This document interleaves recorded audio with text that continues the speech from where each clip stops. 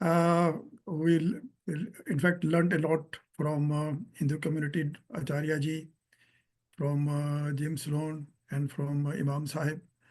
I'm thankful to them.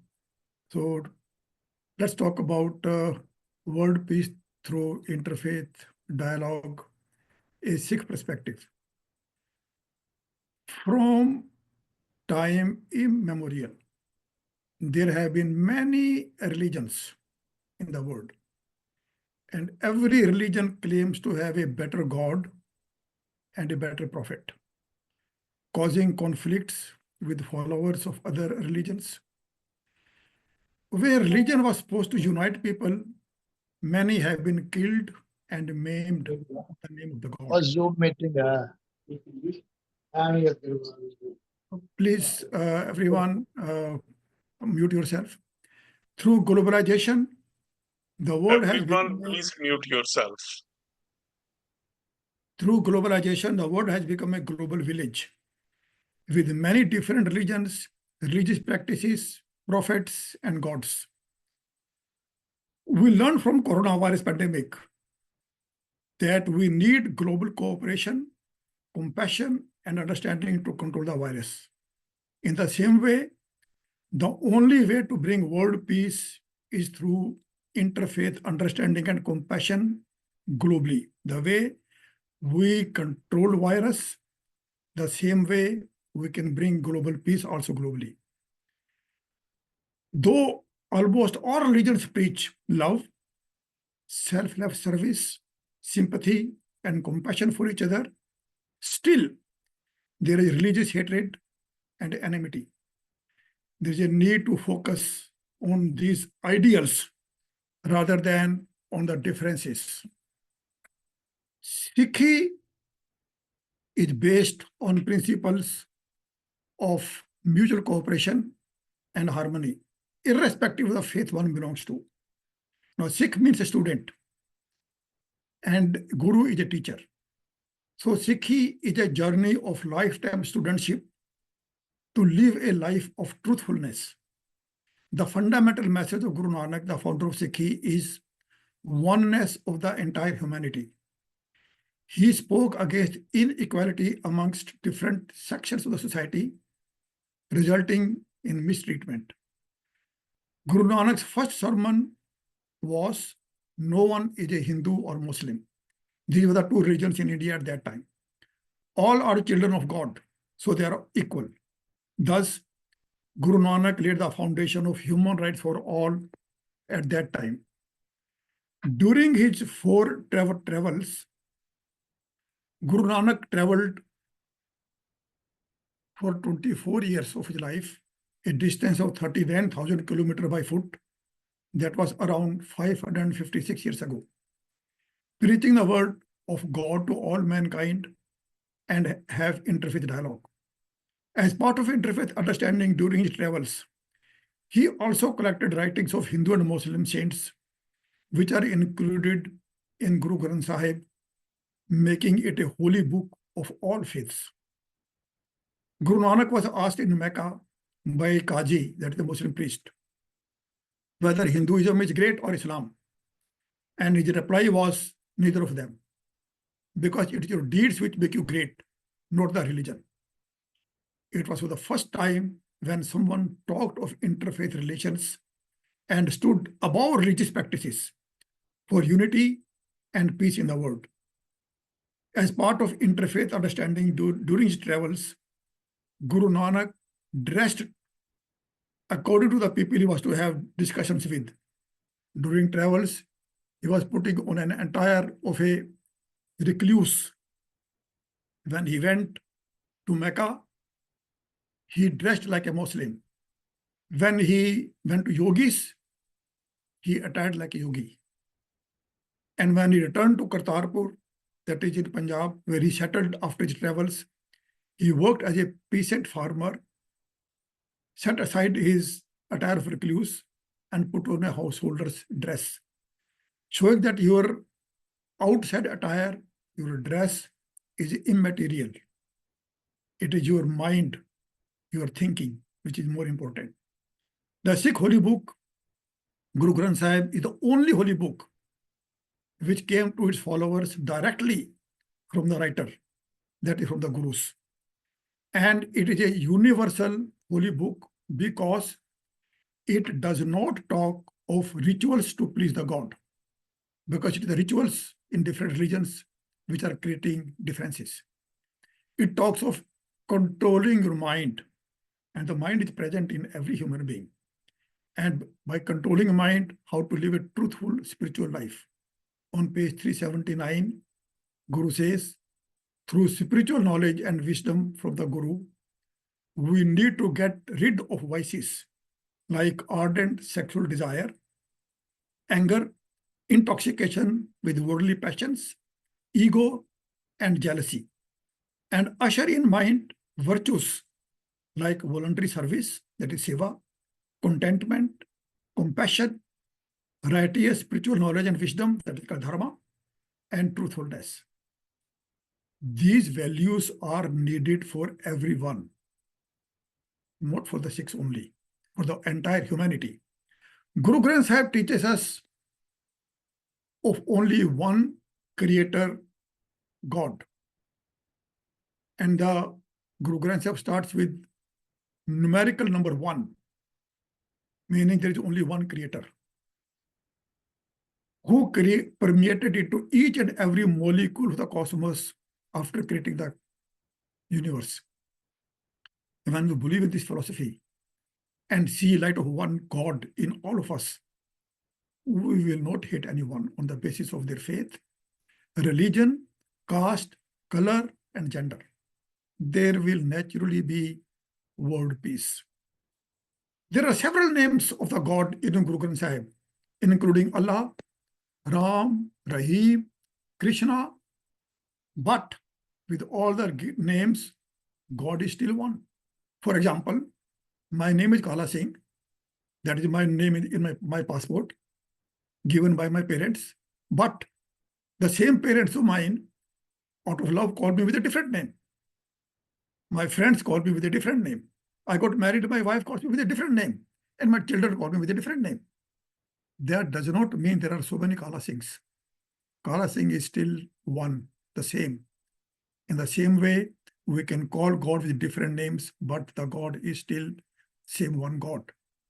That is interfaith harmony in Guru Granth Sahib. Guru says on page 358, Te naam aneka roop ananta, कहन ना जाए तेरे गुण केते. Your names are so many, your forms are endless. No one can tell how many glorious virtues you have. The message of Guru Granth Sahib is that it is not the name of the God which is important, but its virtues, which all of us should imbibe and use in everyday life. That's how we all can come together to alleviate the sufferings of all. By using different names of the God, we should not create conflict, but come together through the virtues of the God.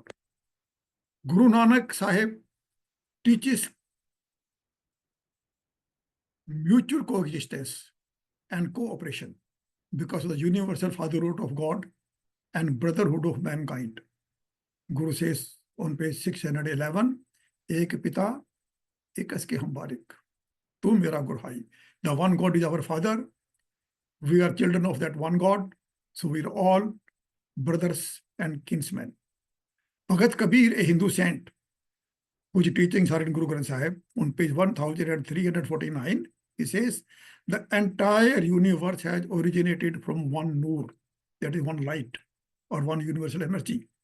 So no one is good and no one is bad. All are equal. If we believe in this, won't we have world peace?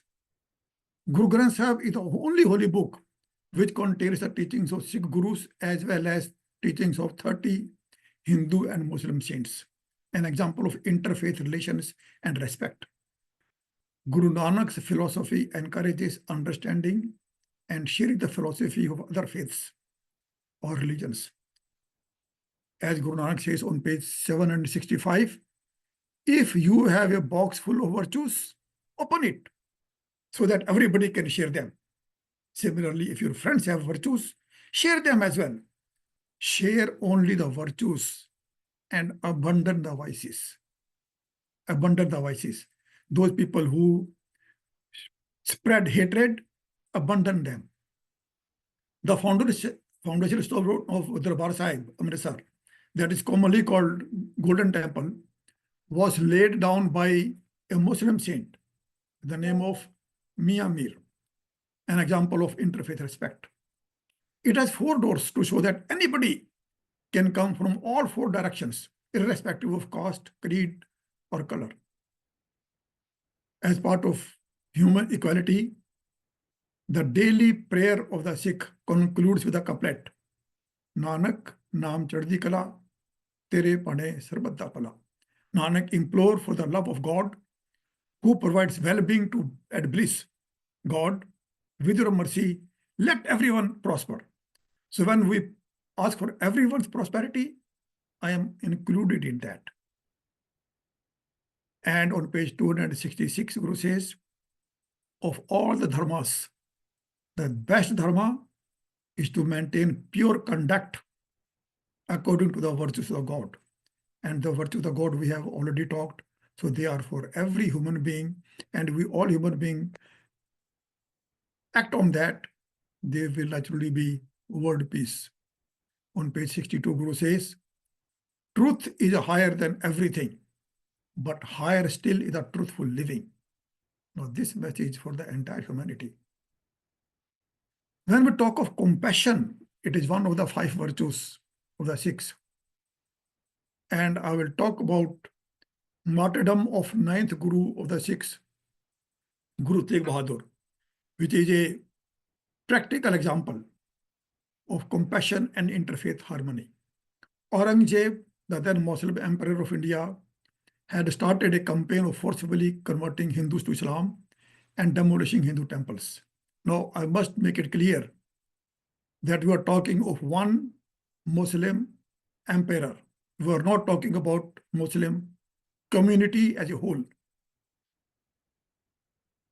Those who refused were killed, threatened with conversion or death.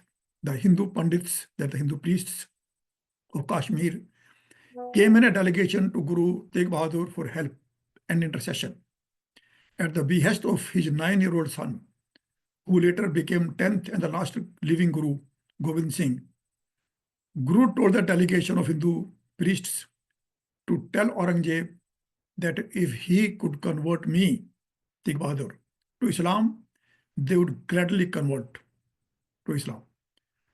Guru Tegh Bahadur then left for Delhi to defend the Hindus before Aurangzeb and was arrested on the emperor's order along the way.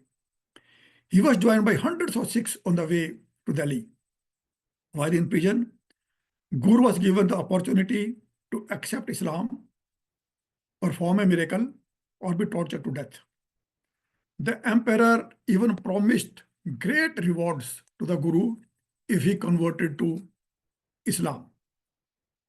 Guru refused all of them.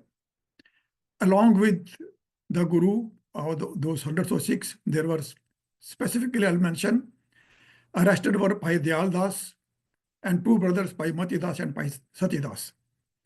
Guru was put in chains in a cage and ordered to be tortured until he would accept Islam. To frighten and persuade Guru, Bhai Dayal Das was martyred by boiling alive in a pot of boiling water. Bhai Mati Das, while standing erect, was tied between 2 posts. 2 executioners placed a double-handed saw on his head. He was sawn across from head to loin and martyred by cutting into 2. Bhai Sati Das was wrapped in cotton, poured oil on him, and burnt alive, while Guru Tegh Bahadur was inside a cage to watch. And at the end, Guru Tegh Bahadur was beheaded in public at Chandni Chowk in Delhi on 24th of November, 1675. So Guru Tegh Bahadur decided to stand up for the right of freedom of worship for Hindus, though he was not a Hindu and did not believe in Hindu philosophy. Guru not only showed sympathy for them, but empathy and compassion. He believed in one God present in all human beings and creatures of the God, and all have the freedom to worship. Such type of sacrifice is unique in the history of mankind. Guru Tegh Bahadur thus sowed practically the seeds of human rights at that time. Now, I must again emphasize the fact that we are not talking about Muslim community, we are talking about one emperor. During one of the wars between 10th Guru Gobind Singh and the same emperor, Aurangzeb, Sikh warriors complained to Guru Gobind Singh that a Sikh by the name of Bhai Kanhaiya had been resuscitating the fallen enemy soldiers by feeding them water. When asked by Guru Gobind Singh, Bhai Kanhaiya replied, yes, because I see God's light present in every human being. Guruji, haven't you been telling us this thing? And Guru was very pleased with the reply, and he blessed him and told the Sikhs that Bhai Kanhaiya has understood his teachings correctly. Guru also gave him medical balm and said, from now on, you also put this on the wounds whoever they need. This started practically the concept of Red Cross at that time. Guru says on page 1299, none is my enemy, no one is stranger to me, I get along with everyone. Na ko berry, nahi begana, sagal sag हमको बनाई. Will it not bring world peace if implemented? My humble request is that to avoid to have world peace, the first step should be to believe in one God who has different names, and we are all children of that one God. So our brothers and kinsmen, the light of one God is present in all of us. To love God is to love God's creatures, that is each other. When we love each other, there will not be any hatred, no jealousy. Difference between each other can be resolved through dialogue. Most of us, and most of the time, our ego does not let us.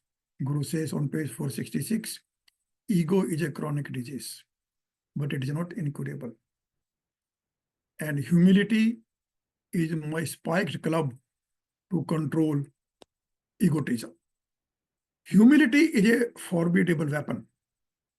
One has to be brave to be humble, because others might think you are a coward. Humility teaches equality, not manipulation. Humility does not mean one should not assert one's rights and let others walk all over you. For that, one might have to take weapons. In case weapon has to be used,